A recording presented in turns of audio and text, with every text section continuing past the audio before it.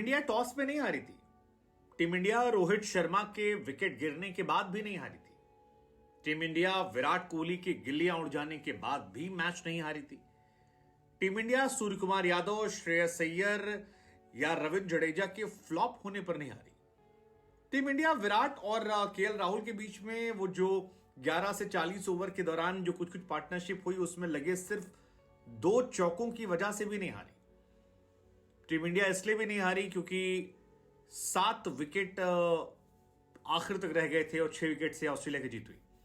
Team India इसलिए नहीं हारी क्योंकि ट्रेविस हेड ने शतक लगाया। टीम इंडिया इसलिए भी नहीं हारी क्योंकि लाबुशेन टिके रहे, या इसलिए नहीं हारी क्योंकि जो स्पिन गेंदबाज थे वो विकेट नहीं ले पाए, वो पनौती वाले अंपायर की वजह से। हां, और सिंगल पनौती नहीं थी, डबल पनौती। पहली पनौती रिचर्ड कैटलबोरो, वो अंपायर जिसने 2014 से जब से अंपायरिंग शुरू की है इंडिया ने एक मैच भी नहीं जीता है। जिस मैच में बंदा खड़ा हुआ नॉकआउट मैचेस में हम बाहर हो गए। और जब ये जोड़ी डेडली आती है इंग्लिशवर्थ के साथ, रिचर्ड इंग्लिशवर्थ, तब हारना पक्का होता है। धोनी का आखिरी मैच बीसी में हुआ था वनडे का, और यही वजह है कि जब रिचर्ड को अंपायरिंग देने की बात आई तो लोग बहुत बहुत खफा हो गए थे कि यार क्या तरीका है।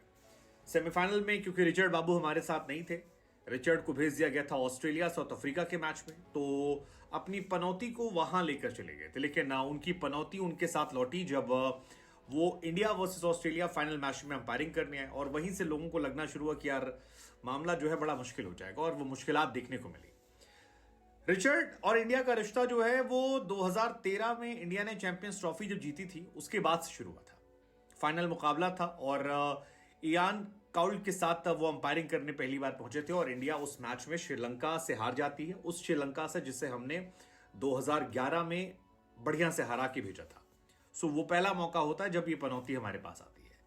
इसके बाद इंडिया और ऑस्ट्रेलिया का मैच होता है, और रिचर्ड की एक और खास बात है कि वो ऑस्ट्रेलिया के लिए बहुत लकी साबित होते हैं। इंडिया के लिए जितने वो मनहूस हैं उतने ही ऑस्ट्रेलिया के लिए वो लकी हैं। जब जब ऑस्ट्रेलिया के लिए अंपायरिंग करते हैं तो ऑस्ट्रेलिया जरूर जीतती है, चाहे सेमीफाइनल में हो यहां पर अफ्रीका के सामने, फाइनल में इंडिया के सामने, या फिर 2015 में जो सेमीफाइनल था इंडिया वर्सेस ऑस्ट्रेलिया, वहां पर। रिचर्ड 2015 में ऑस्ट्रेलिया के लिए अंपायरिंग कर रहे थे, या कहें कि अंपायरिंग कर रहे थे जो ऑस्ट्रेलिया के फॉर्चून में चली गई, और इंडिया वो मैच हार जाती है। बहुत बहुत बहुत इंडिया वाले तब भी निराश हुए थे। ऑस्ट्रेलिया हार गई थी, ऑस्ट्रेलिया जीत गई थी, इंडिया वर्ल्ड कप जीत सकती थी। लेकिन वहीं से धोनी, विराट और रोहित, अब तीनों के करियर को खाने में इस आदमी का बहुत बड़ा रोल है।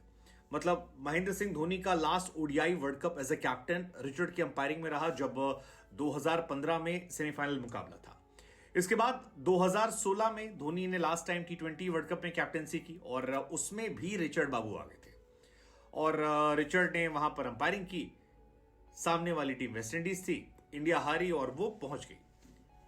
पहले इयान काउल जो है वो और रिचर्ड की मनहूस जोड़ी थी। 2014-2016 में इन दोनों ने मिलकर हमें हराया। इसके बाद यहां से इंग्लिशवर्थ की कहानी शुरू होती है, और 2017 चैंपियंस ट्रॉफी में रिचर्ड बाबू आते हैं, फिर इंग्लिशवर्थ की दोस्ती शुरू होती है, और यहां पर इंडिया जिस पाकिस्तान को हरा कर आई थी ग्रुप स्टेज में, उस पाकिस्तान से पिट कर इंडिया बाहर हो जाती है। दूसरी बार हमारा दिल टूटता है, और पाकिस्तान उस टाइम एक बहुत ऑर्डिनरी टीम थी। पाकिस्तान नए लड़कों की टीम थी।